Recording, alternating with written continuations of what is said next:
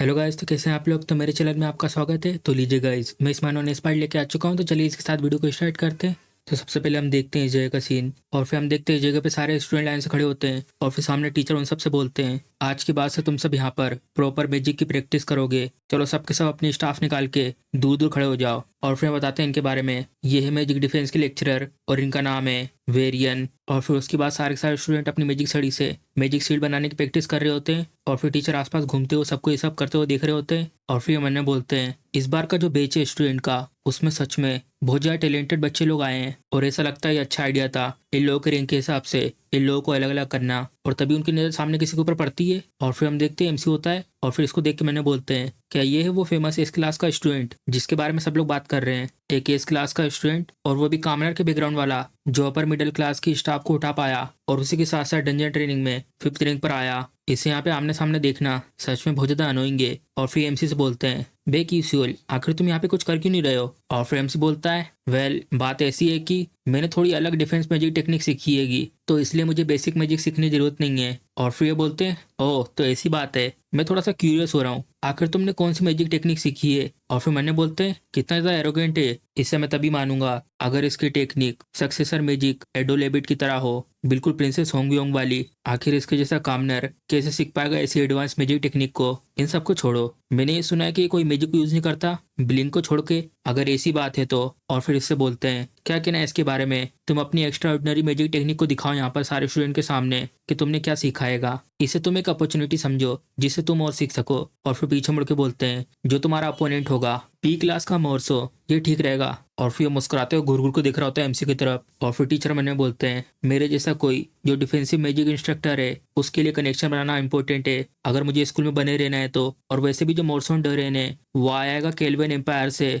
अगर मैं इससे अच्छा रिलेशनशिप रखता हूँ तो इससे मेरा ही फायदा होगा, और इसके अलावा ये फ्यूचर के लिए भी अच्छा है अगर तुम इस क्लास के दो स्टूडेंट के बीच की मैजिक डुएल को दिखाते हो तो। और फिर एमसी से बोलते हैं, क्या सोचते हो तुम इसके बारे में। और फिर एमसी भी हाँ कर देता है, ठीक है क्यों नहीं। और फिर टीचर बोलते हैं, चलो स्टेज को सेटअप करो। और फिर हम देखते दोनों के दोनों आमने सामने खड़े हो जाते हैं यहाँ पर, और फिर दोनों को दोनों एक दूसरे को आमने सामने खड़े होकर देख रहे होते हैं। और फिर इसके दोस्त चला चला के बोलते हैं, मोरसो इसे बिल्कुल मत छोड़ना, क्रश करके रख देना। और फिर दूसरा बोलता है, इसे पूरी पब्लिक के सामने शर्मिंदा कर दो। और फिर ये बोलता है, क्यों नहीं, देखो बस तुम। और फिर एमसी ये सब देखने के बाद मैंने बोलता है, क्या ये क्या है, ये यूसेल और रेडन के ग्रुप का पार्ट है, ये लोग सच में बहुत ज्यादा छोटे दिमाग वाले हैं। और फिर एमसी मैंने बोलता है, वेल वैसे भी ये सब कुछ परफेक्ट है, और वैसे भी और मैं ये सब इसलिए कर रहा हूँ क्योंकि एक मेडिटेरी क्लास है, और वैसे भी यहाँ पे मैं कुछ कर नहीं सकता क्योंकि मैं मैजिक को यूज नहीं कर सकता हूँ। और वैसे भी जो है वेरियन है वो हमेशा से ही बहुत ज्यादा चलाक रहा है, पहले साल के एपिसोड से ही। और फिर एमसी मुस्कुराता है, चलो तो फिर ठीक है, चलो चेक करते हैं अभी तक मैंने जितनी भी ट्रेनिंग करी है उन सबका क्या रिजल्ट निकला है।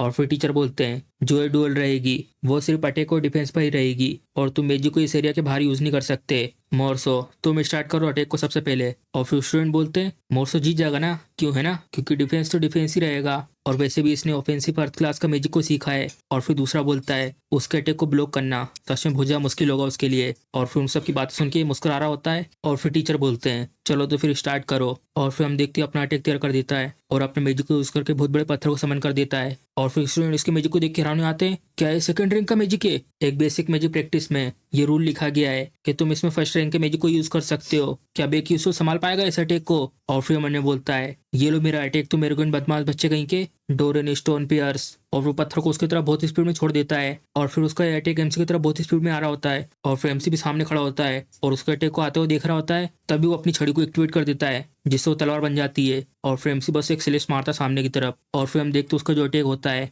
वो बीच में से कट जाता है एमसी की तलवार से। और एमसी को ये सब करता हुआ देखकर टीचर भी बहुत ज्यादा हैरान हो जाते हैं, ये भी एमसी की तरफ सीरियस होकर देखने लगता है। और फिर भी हैरान हो जाता है, इम्पॉसिबल, ये कैसे हो सकता है, मेरा मैजिक ऐसे कैसे डिसअपेयर हो गया। और फिर सब देख के आपस में स्टूडेंट बात कर रहे होते हैं, देखने से ऐसा लगता है कि इसने मैजिक को अपनी सोर्स से काट दिया। और फिर दूसरी स्टूडेंट बोलती है, इसकी सोर्स मैजिक को इस तरीके से डिसअपेयर कर सकती है। और फिर टीचर इसको देख के मैंने बोलते हैं, नहीं, सिर्फ स्लैश करने से ये मैजिक को डिसअपेयर नहीं कर सकता। लेकिन बेक्यूसोल ने क्लियर तरीके से मोरोस के मैजिक को नलिफाई कर दिया था। जितने ही मैजिक होते हैं उन सब में बेसिकली एक माना फ्लो होता है, अगर इसे एक्यूरेटली काट दिया जाए तो मैजिक भी इसके साथ गायब हो जाता है। तो इसका मतलब इसने इस तरीके की एबिलिटी को अचीव कर लिया है। और फिर एमसी मैंने बोलता अपनी तलवार देख के जैसा सोचा था ये तो उससे भी ज्यादा अच्छा है। मुझे लगा कि मैं थर्ड क्लास के मैजिक को ही बड़ी मुश्किल से काट पाऊंगा, लेकिन ये अच्छा है कि मैंने ट्रेनिंग हॉल में बहुत ज्यादा प्रैक्टिस करी बिना कोई आराम करे। अब ऐसा लगता है कि ये चीज डबल हो चुकी है। और फिर भी बहुत ज्यादा हैरान हो जाता है और बोलता है धत्तेरी की, आखिर एक कामलर की हिम्मत कैसे हुई मेरे मैजिक को काटने की। और ये बहुत ज्यादा गुस्से में होता है।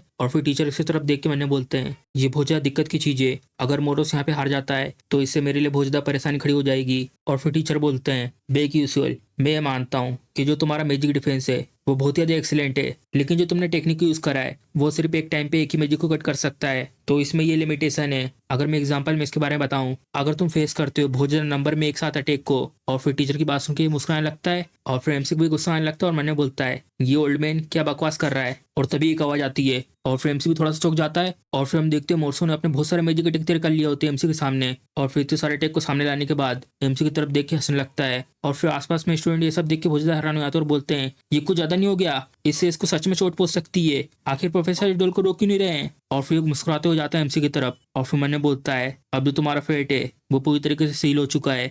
और फिर अपने स्टोन को छोड़ देता है उसकी तरफ बहुत स्पीड में, वेलोन स्टोन पियर्स। और वो सारे हमले एमसी की तरफ एक साथ जा रहे होते हैं। और फिर एमसी उस अटैक को हैरानी से देख रहा होता है। और फिर वो अटैक एमसी के बहुत ही ज्यादा पास आ जाता है। तभी एमसी इस अटैक को देख के मैंने बोलता है यहाँ पे करीब करीब 11 पत्थर हैं जो मेरी तरफ स्पीड में आ रहे हैं, अगर मैं ब्लिंक और स्लाइस को यूज नहीं कर सकता इनके ऊपर तो यहाँ पे सिर्फ एक ही तरीका है इन सबको एक ही साथ ब्लॉक करने का। और फिर हम देखते हैं वहाँ पे जितने पत्थर थे सारे के सारे एक ही बार में फूट जाते हैं। और एमसी को ये सब करते देखकर इसको बहुत ज्यादा गुस्सा जाता है और ये भी हैरान हो जाता है आखिर ये सब क्या हो गया। और फिर मैंने बोलता है ऐसा सोचना कि जो मेरा सबसे ज्यादा स्ट्रॉन्गेस्ट स्पेल था वो इस तरीके से ब्लॉक हो जाएगा और वो भी इतनी आसानी से। और फिर टीचर भी बहुत ज्यादा हैरान हो जाते हैं। मैंने बोलते हैं धत्तेरी की मोरोस, आखिर तुम ये सब क्या कर रहे हो, अगर तुम यहाँ पर हार जाते हो तो इससे मुझे बहुत बड़ी प्रॉब्लम हो जाएगी। और फिर एमसी बोलता है ओ मैंने अभी बस कुछ कॉपी करने का ट्राई करा जिसको मैंने दूसरे गेम में देखा था और ये चीज काम कर गई। और फिर बताते हैं इस टेक्निक को कहते हैं पैनिंग। और फिर बताते हैं टेरिवन में एक डिसएडवांटेज है, इसमें बहुत ही ज्यादा माइंड पावर की जरूरत पड़ती है इसकी फॉर्म को मेंटेन करने के लिए, और इसमें स्टेमिना भी बहुत जल्दी खत्म होता है। और फ्रेम से मैंने बोलता है और जो डिफेंसिव पावर है ये जब कमजोर पड़ जाती जब तुम कोई एक सिंगल अटैक को ब्लॉक करते हो, और ये चीज बहुत ज्यादा डिफिकल्ट हो जाएगी अगर इसे असली फाइट में यूज करा तो।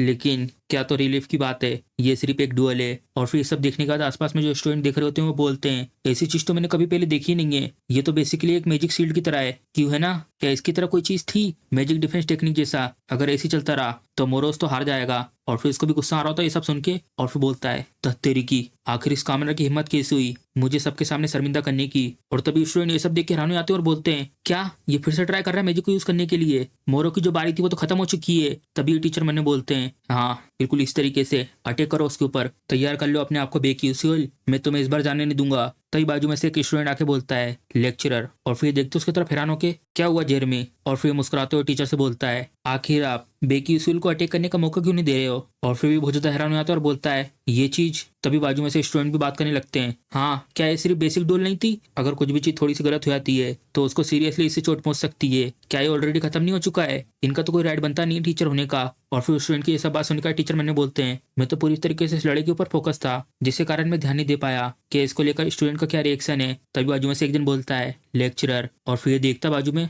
मैं चेंज कर रहा हूँ बारी को, और फिर यूज करता है मैजिक शील्ड। तभी हम देखते हैं एमसी ने अपनी तलवार से उसकी शील्ड तोड़ दी होती है और अपनी तलवार उसकी गर्दन पर रख देता है। और फिर स्टूडेंट बोलते हैं बेक्यूसियल तो जीत गया, वाओ आखिरी में तो बेक्यूसियल ही जीत गया, ये तो बहुत ज्यादा इंप्रेसिव है, जितना मैंने सोचा था उससे भी ज्यादा। और फिर उसको जीतता देखकर ये थोड़ा सा मुस्कुराता है। और फिर हमें इस जगह का सीन दिखाते हैं और फिर हम देखते हैं यहाँ पर ये खड़ी होती है और एक जन की आवाज आ रही होती है प्लीज मुझे माफ कर दो, और एक जन उसको बहुत तेज मार रहा होता है। और फिर हम देखते हैं ये होता है मोरोस, और एक जन ने इसको बहुत बुरी तरीके से मारा होता है। और फिर हम देखते हैं ये होता है जिसने उसको पीटा होता है, और फिर इसके तरफ आ रहा होता है अपने खून से सने हुए हाथ को साफ करते हुए। और फिर इससे बोलता है वेरा जाने। और फिर ये बोलती है हाँ। और फिर ये बोलता है मुझे लगता है मेरे दोस्त को यहाँ पे बहुत ज्यादा चोट लग चुकी है, क्या तुम इसको देख सकती हो, अगर कुछ गलत हो गया तो इससे मुझे बहुत ज्यादा दुख होगा। और फिर वो बोलती है ठीक है मैं समझ गई। और फिर ये भी शुक्रिया करके जा रहा होता है। और फिर मैंने बोलती उसको देखकर इसने इसको लोयल सब्जेक्ट ना कहकर बल्कि एक दोस्त कहा। और फिर बताते हैं इस केल्विन एम्पायर में जहाँ पे जो हायर होता है थ्रोन का वो मैजिक की एबिलिटी को देखकर डिसाइड किया जाता है।